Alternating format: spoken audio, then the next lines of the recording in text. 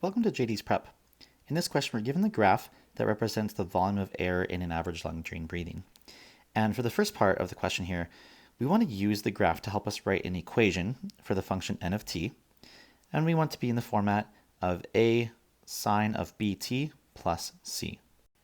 Now, the first thing to remember is that a represents the amplitude.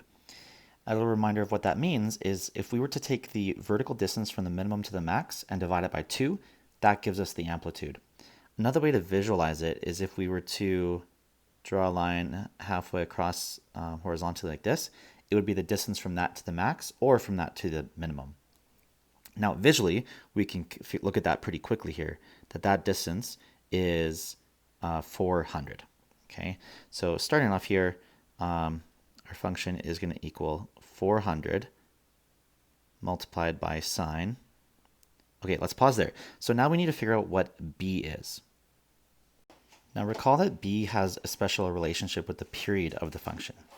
In fact, the period is always equal to 2 pi over b, which also means that in order to calculate b, we could take 2 pi and divide it by the period. So what's the period of this function? Remember, period is how long it takes horizontally for the function of the graph to repeat itself.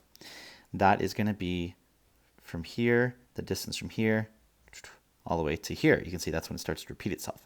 So the period here, we can see is 5 seconds, so 5. So let's go ahead and just erase that. So 2 pi over 5 is our b value. So back to our equation here, it's going to be sine of 2 pi over 5 multiplied by t. Now finally, the last thing we need to figure out is our c value. And c represents the vertical shift. So we can see that this has been shifted upward compared to just sine of x, or I guess in this case sine of t, which would have that a midpoint along 0. So we can see that green line that I drew earlier, which is at 2,400. Based on that, we can tell it's been shifted 2,400 units up. So that means we're going to be adding 2,400. And that's it. That is our function n of t. Now let's move on to the next part of the question, where we're going to have to graph a new sine function here. And in this new function, e of t, we can see that we have an amplitude, or an a value, of 2,000. We have a b value of pi, and a c value of 3,200. Now, since we know our b value, we can now calculate the period, which is going to be very helpful. Remember that in order to calculate the period, it is 2 pi over b. So in this case, it's going to be 2 pi divided by pi, which works out to just 2. So having all three of these pieces of information here is going to be very helpful. We've got an amplitude of 2,000, a period of 2, and a vertical shift of 3,200. And in fact, the best starting point is noticing our vertical shift of 3,200. Because just like how the original function n of t starts at a y value of 2,400, our new one here is going to start at 3,200, that vertical shift. So right here. And we also know that the period, how long it takes to repeat itself, is only 2 seconds. So we know it's going to do a little loop-de-loop and finish at 2 seconds at the same spot. We also know that halfway through the period, at 1 second, it's also going to be at that volume of, or that y value of 3,200. Now, in order to figure out our maximum and minimum points, we're going to utilize the knowledge that the amplitude is 2,000. So 2,000 more than 3,200 is 5,200. And it's going to reach that maximum halfway between 0 and 1 seconds. So we know it's going to be up at this point up here.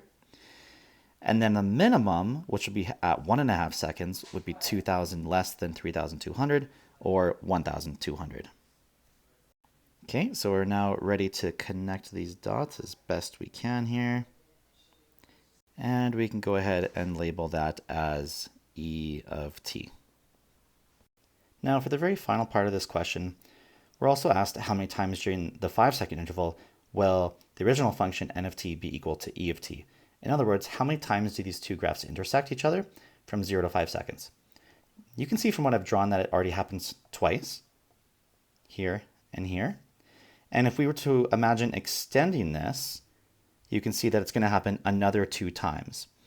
I'm just going to do a quick rough sketch. Doesn't have to be completely accurate, but I mean, you can see that it's going to intersect another 2 times, so for a total of 4. So to answer our final question here, they're going to equal each other 4 times. All right, that's it for this video, and thanks for using JD's Prep.